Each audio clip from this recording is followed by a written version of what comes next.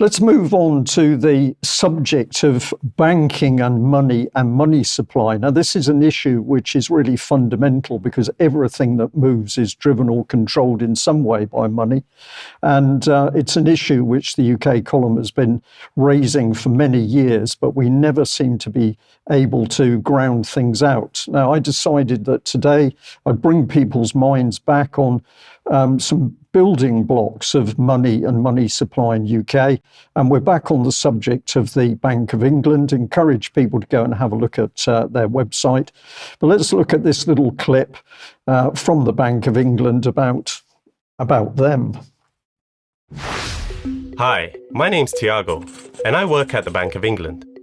The Bank of England is the central bank of the United Kingdom. We're different to a bank you would come across in the high street. That means we don't hold accounts or make loans to the public. We issue banknotes that you spend in shops. There are over 3 billion of these notes in circulation, worth over £60 billion. We set the official interest rates for the United Kingdom. This is called bank rate. It directly influences the cost of savings, loans, and mortgage rates. The Bank of England also keeps a close watch on the financial system, so you can have confidence that your money is safe in good times and in bad. So as usual, the childish cartoon, children's cartoon, but delivered as if it is for adults. Does it give us any real answers over what the Bank of England is doing, who it's interfacing with, how decisions are made on the printing and issuance of money? Not really. But we can look at a little bit more detail from their site. So this gives an overview at the top here. If we do this very quickly, it says banks buy banknotes from us and pay us to set interest rates and protect the financial system. I believe there's a lot of questions to be asked in that little nest of vipers. Financial companies pay us a fee to cover the cost of regulating their activities, and our financial assets generate income for the Bank of England itself, so that's all good. But they are lovely people, so they pass on all the profits we make from printing banknotes to the Treasury. We normally pass on half of our other profits to the Treasury, so that's all good. And finally, we return about 250 million each year to HM Treasury. So that all sounds good, but it doesn't give us any detail about what's really going on. We can ask, well, they can ask, where does our funding come from? It talks about the printing of the banknotes. It says that banks and building societies fund our work to set interest rates and protect the financial system. How these things actually work become ever more complicated as you delve into them. And it also says that banks, building societies and insurance companies pay us a fee to cover the cost of regulating their activities. So they're all in bed together, but there's regulatory responsibility on the bank for which it gets paid by the people it regulates. And it also talks about income from financial assets over 325 years. Now, on their website, there was an interesting little video which was about the first ledger, which was back from 1694. Let's have a look at this video clip and see what the gentleman tells us. For this year's Explore Your Archive campaign, we're going to be looking at some of the fantastic items in the Bank of England archive. My favourite item is Bank Stock Ledger number 1. The Bank of England was founded in 1694 to raise £1.2 million for the government to fund a war with France. Over 1,500 people invested, and their names are contained in this book. The first names in the ledger are King William and Queen Mary. They invested £10,000. Of course, not everyone had that sort of money. Thomas Smith, a chemist from Westminster, only invested £25. The Bank of England archive has over 80,000 items which reflect the operations and the work of the bank over 300 years, but it all starts with this ledger here. So I found this clip very interesting because, of course, it tells us that the origins of the bank were absolutely in order to prosecute a war a war with France at the time, and a mere 1,500 people were able to put their money in to make sure that that war happened. We're in 2023 now. Has anything changed? And I don't really think so.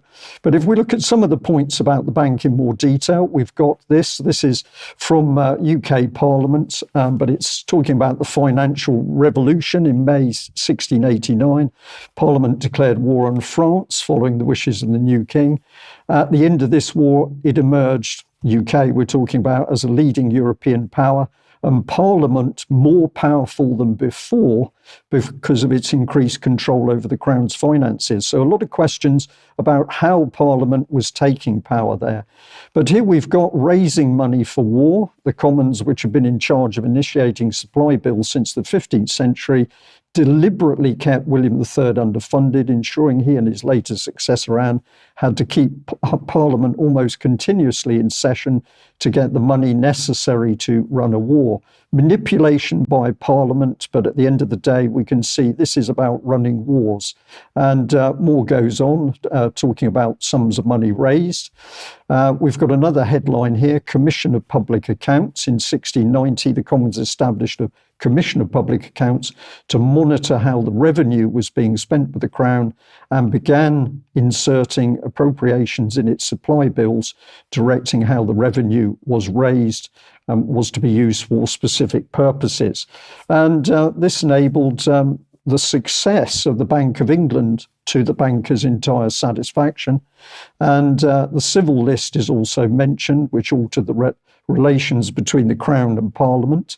And this was how Parliament granted the Crown revenues of £700,000 a year to meet the costs of running the government and royal establishment. From this point, the Crown was reliant on Parliament's control of revenue for its day-to-day running.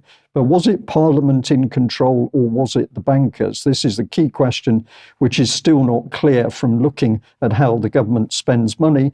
But if we look at April 2023, another headline from gov.uk, which is very clear, UK bolsters support for Ukraine and low-income countries. And by pushing money into Ukraine, even though they were saying that this was not directly for weapons, this was continuing to allow the Ukrainian conflict to happen. Now, let's go back to about 2015 when Mike Robinson produced a video on the Bradbury pound.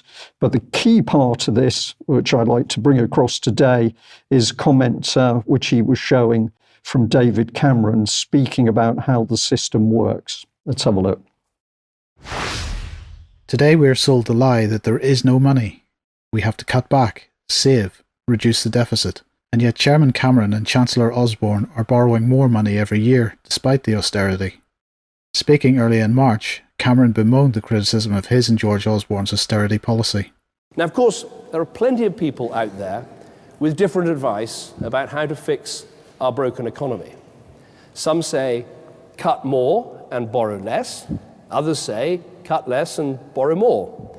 There are some people who think we don't have to take all these tough, difficult decisions to deal with our debts. They say that our focus on deficit reduction is damaging growth, and that what we need to do is to spend more and to borrow more. It's as if they think there is some magic money tree. In typical disingenuous style, our great leader limited the debate to those two options, cut more or borrow more. But there is a third option, national credit, and the Bradbury pound offers a historical precedent for implementing it. In the real economy, the wealth of society lies in what it produces for itself. Real economies have real physical foundations, but Britain's real economy is more or less dead. There is no real wealth left, the foundations are almost gone.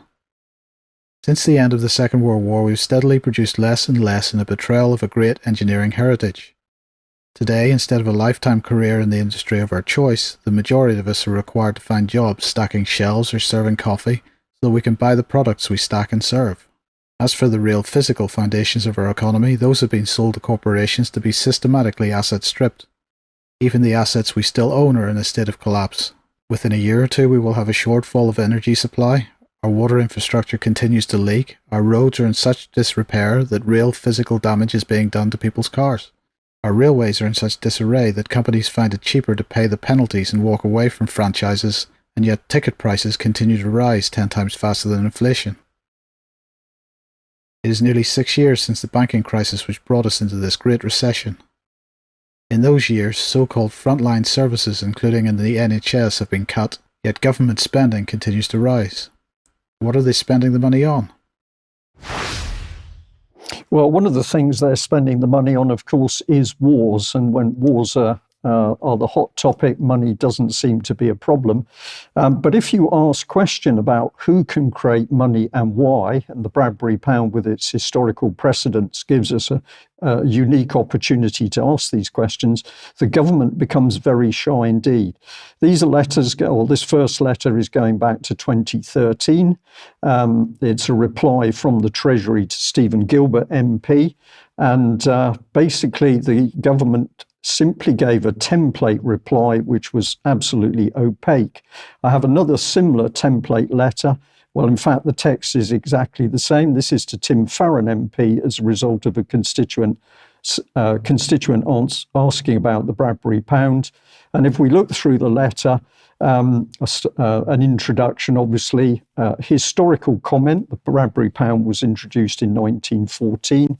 In fact, the banks were bankrupt and there was the need to issue money, and the Bradbury pound did this. But what it highlights is that issuance of money was not by the banks themselves. The concept of a Bradbury pound in the current monetary system can mean a number of things. One proposed use of the Bradbury pound, which your constituents may be referring to, is to create money that the government could use to meet its financing needs. But of course, the government doesn't do this because the power is always with the bankers and they are completely unaccountable. And it goes on to talk about the fiscal and economic framework. Now, I'm going to leave this little section here today, but I just wanted to highlight to our audience the fact that historically the Bradbury pound demonstrates that it does not have to be unaccountable bankers that issue money. It can be done visibly and fully accountable to the public, but for a variety of reasons, some of which are pretty obvious, it does not appear that government or the bankers want to do this. We'll come on to this again in future news editions, but that's a start asking key questions about who issues money.